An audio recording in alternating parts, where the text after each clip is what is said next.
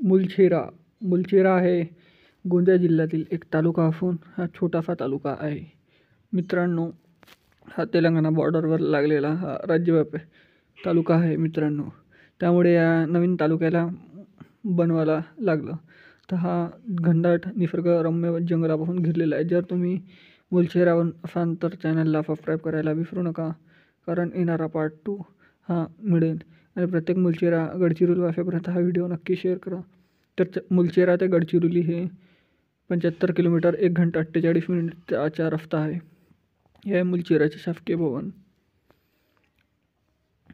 हे आहे मुलचेरा पंचायत समिती. हे आहे मुलचेराचा बस स्थानक. हे आहे मुलचेराचा सेल्फी पॉईंट.